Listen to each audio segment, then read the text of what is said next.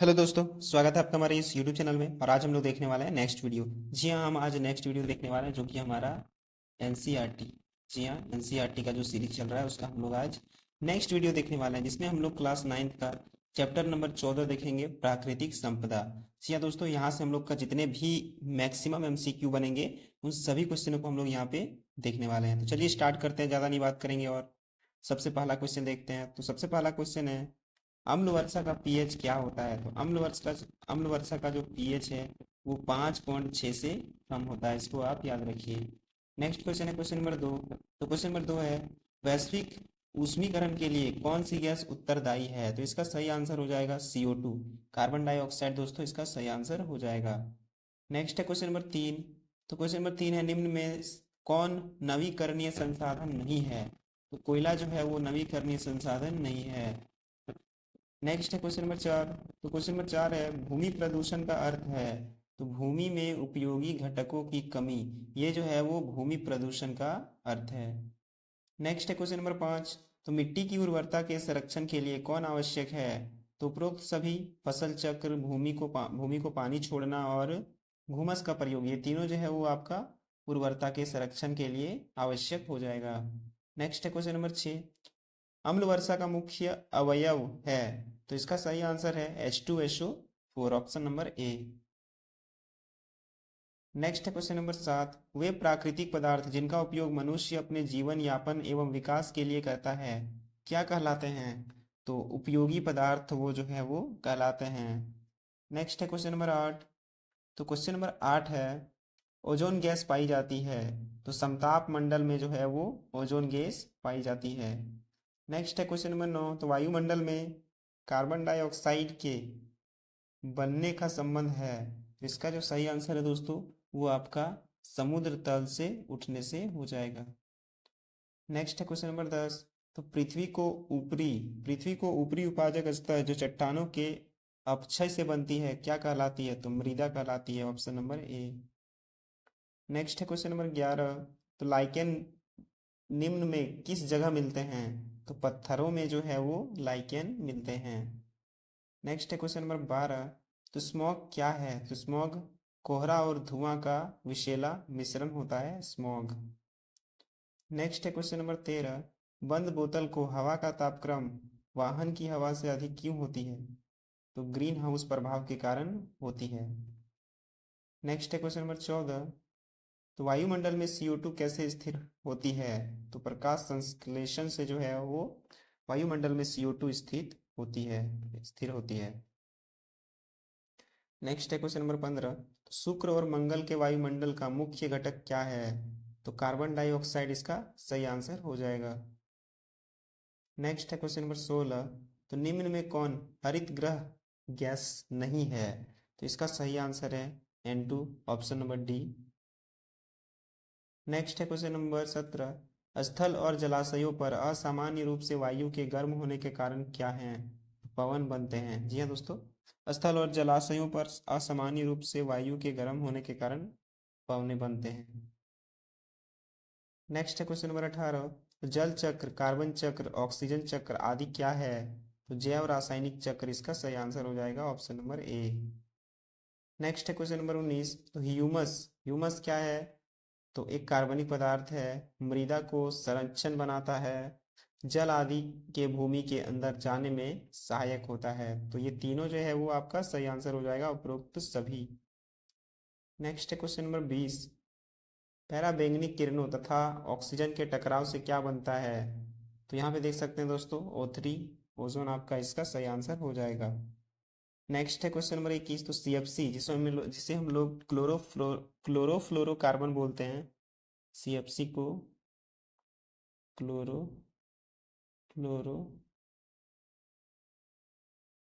Carbon बोलते हैं, किसको प्रभावित कर रहा है? तो O3, तो ओजोन को जो है वो प्रभावित कर रहा है। Next question number 22। तो कुल उपलब्ध जल का कितना प्रतिशत खारा है? तो 97% जो है वो खारा जल यहाँ पे हो जाएगा। नेक्स्ट है क्वेश्चन नंबर 23। तो जल में मरकरी की उपस्थिति से कौन सा रोग होता है? तो मीना माता रोग होता है। नेक्स्ट है क्वेश्चन नंबर 24। क्वेश्चन नंबर 24 है, मिट्टी के संगठन में खनिज कितना प्रतिशत है? तो 45% जो है वो खनिज हो जाएगा। नेक्स्ट है क्वेश्चन नंबर 25, तो नवीकरणीय संसाधन है तो बार बार उपयोग किए जा सकते हैं नवीकरणीय संसाधन। नेक्स्ट है क्वेश्चन नंबर 26, तो निम्न में से कौन ग्रीन हाउस गैस है? तो CO2 जो है वो आपका ग्रीन हाउस गैस हो जाएगा। नेक्स्ट है क्वेश्चन नंबर 27, निम्न निम्न में कौन ग्रीन हाउस गैस नहीं है? तो नाइट्रोजन जो है वो आपका ग्रीन हाउस गैस नहीं है। नेक्स्ट है क्वेश्चन नंबर 28, तो ओजोन परत कहाँ है? तो ओजोन परत जो है वो वायुमंडल के ऊपरी भाग में हो जाएगा ओजोन परत। नेक्स्ट है क्वेश्चन नंबर 29, ओजोन परत में छेद होने से कौन सी बीमारी हो सकती है? तो स्किन कैंसर जो है वो हो सकती है। नेक्स्ट है क्वेश्चन नंबर 30, तो निम्न में कौन नाइट्रोजन का स्थिरीकरण करता है? तो राइजोबियम जो है वो नाइट्रोजन का स्थिरीकरण करता है। नेक्स्ट है क्वेश्चन नंबर 31, तो जल प्रदूषण का अर्थ है? तो जल में कीटनाशकों की उपस्थिति, जल में घुले ऑक्सीजन की कमी और जल के तापक्रम में अप्रत्याशित वृद्धि। उपरोक्त सभी, तो इसका सही आंसर हो जाएगा ऑप्शन नंबर डी। नेक्स्ट है क्वेश्चन नंबर 32, निम्न में कौन वायु प्रदूषक नहीं है? तो इसका सही आंसर हो जाएगा CO2 जो है वो वायु प्रदूषक नहीं है। नेक्स्ट है क्वेश्चन नंबर 33, वायु प्रदूषण के नियंत्रण के लिए कौन सा आवश्यक है? तो लेड रहित पेट्रोल का प्रयोग, वनों का संरक्षण और मोटर गाड़ियों में कैटेलिटिक कन्वर्टर का प्रयोग। तो ऑप्शन नंबर डी उपरोक्त सभी इसका सही आंसर हो जाएगा वायु प्रदूषण के नियंत्रण के लिए। नेक्स्ट है क्वेश्चन नंबर 34, निम्न में कौन अम्ल वर्षा का दुष्प्रभाव नहीं है?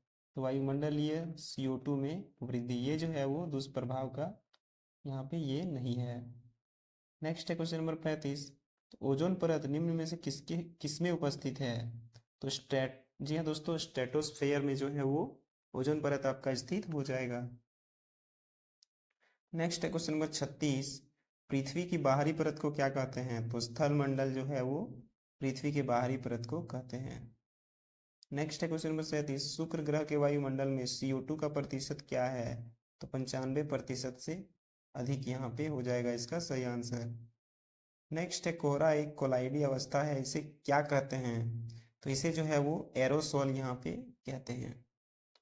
नेक्स्ट है क्वेश्चन नंबर 39, तो क्वेश्चन नंबर 39 है, पश्चिमी विक्षोभ से किस राज्य में वर्षा होती है?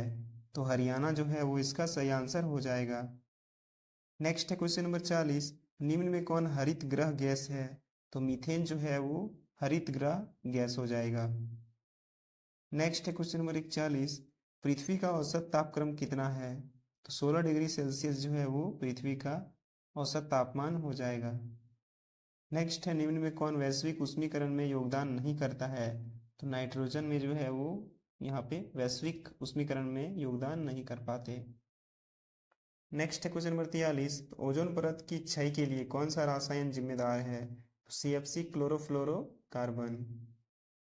नेक्स्ट है क्वेश्चन नंबर 44, निम्न में कौन प्राथमिक वायु प्रदूषक नहीं है? तो कार्बन डाइऑक्साइड जो है वो प्राथमिक वायु प्रदूषक नहीं है। नेक्स्ट क्वेश्चन है क्वेश्चन नंबर 45, मंगल और शुक्र के वायुमंडल का मुख्य घटक क्या है? CO2 जो है वो इसका सही आंसर हो जाएगा। नेक्स्ट है क्वेश्चन नंबर 46, निम्न में कौन नवीकरणीय संसाधन नहीं है? तो इसका सही आंसर है कोयला जो है वो नवीकरणीय संसाधन नहीं है। नेक्स्ट क्वेश्चन है क्वेश्चन नंबर 47, तो निम्नलिखित में से किसको वायुमंडल का सुरक्षा कवच कहा जाता है? तो ओजोन को जो है वो वायुमंडल का सुरक्षा कवच कहा जाता है। नेक्स्ट क्वेश्चन है क्वेश्चन नंबर 48, तो निम्नलिखित में से कौन अनवीकरणीय संसाधन नहीं है? तो CO2 जो है वो इसका सही आंसर हो जाएगा। नेक्स्ट क्वेश्चन है हमारा क्वेश्चन नंबर 49, तो 49 क्वेश्चन है कि प्रकाश संश्लेषण में किसकी प्राप्ति होती है? तो ऑक्सीजन की जो है वो प्राप्ति होती है। नेक्स्ट है क्वेश्चन नंबर 50, मीथेन के दहन से कौन सी गैस प्राप्त होगी? तो CO2 जो है वो मीथेन के दहन से प्राप्त होगी। नेक्स्ट है क्वेश्चन नंबर 51, अम्ल वर्षा शब्द का उपयोग सर्वप्रथम किया गया था? तो यहाँ पे इसका सही आंसर हो जाएगा रॉबर्ट आंग्स द्वारा अम्ल वर्षा शब्द का उपयोग किया गया था।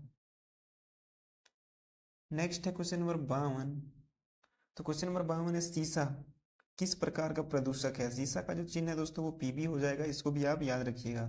तो ये किस प्रकार का प्रदूषक है, तो वायु प्रदूषक हो जाएगा। नेक्स्ट है क्वेश्चन नंबर 53, किस गैस के प्रभाव से ताजमहल को खतरा है, तो सल्फर डाइऑक्साइड। जी हाँ दोस्तों, इससे जो है वो ताजमहल को खतरा है। नेक्स्ट है क्वेश्चन नंबर 54, किन गैसों के कारण अम्ल वर्षा होती है, तो इसका सही आंसर हो जाएगा यहाँ पे नाइट्रोजन, नाइट्रोजन के ऑक्साइड और सल्फर के ऑक्साइड के कारण। नेक्स्ट है क्वेश्चन नंबर 55, ओजोन छिद्र से क्या होता है, तो पराबैंगनी किरणों का धरती पहुंचना होता है। नेक्स्ट है क्वेश्चन नंबर 56, वायुमंडलीय नाइट्रोजन को उसके यौगिकों में बदलने की क्रिया को क्या कहते हैं, तो नाइट्रोजन स्थिरीकरण कहते हैं। नेक्स्ट है क्वेश्चन नंबर 57, दलहनी पौधों के जड़ों की गांठ में उपस्थित कौन से जीवाणु नाइट्रोजन स्थिरीकरण में सहायक होते हैं, तो राइजोबियम जो है वो इसका सही आंसर हो जाएगा। नेक्स्ट है क्वेश्चन नंबर 58, तो वैश्वीकरण उष्मीकरण के लिए निम्न में कौन जिम्मेदार है, तो वायुमंडल में कार्बन डाइऑक्साइड का बढ़ता स्तर।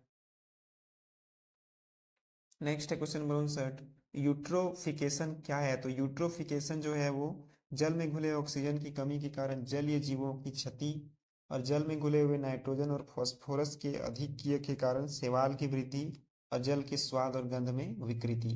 तो उपरोक्त सभी ऑप्शन नंबर डी इस क्वेश्चन का सही आंसर हो जाएगा। नेक्स्ट है क्वेश्चन नंबर 60, तो मृदा के उपस्थित परत को जिसमें मृदा के कणों के साथ हुमस और सजीव स्थित होते हैं क्या कहते हैं उसे, तो उसे ऊपरी मृदा कहते हैं। नेक्स्ट है क्वेश्चन नंबर 61, तो निम्न में कौन मृदा का अवयव है, अवयव नहीं है, अवयव जो है वो नहीं है, तो लाइकेन इसका सही आंसर हो जाएगा ऑप्शन नंबर डी। नेक्स्ट है क्वेश्चन नंबर 62, मृदा के ह्यूमस के निर्माण में किस जीव का महत्वपूर्ण योगदान होता है, तो केचुआ का जो है वो योगदान होता है। नेक्स्ट है क्वेश्चन नंबर 63, तो क्वेश्चन नंबर 63, लगातार वाष्पीकरण होने के बावजूद सागरों, नदियों, झीलों आदि के जलस्तर पर कोई फर्क नहीं पड़ता, तो जल चक्र के कारण जो है वो ये होता है। नेक्स्ट है क्वेश्चन नंबर 64, वायु द्वारा मिट्टी की उठी सतह को हटाया जाना क्या कहलाता है, तो अपरदन कहलाता है, ऑप्शन नंबर बी।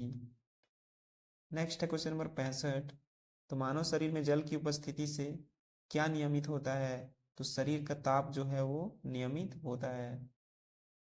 नेक्स्ट है क्वेश्चन नंबर 66, पृथ्वी की ऊपरी सतह जहाँ पेड़ पौधों को उगाया जाता है क्या कहलाती है, तो मिट्टी जो है ये कहलाती है।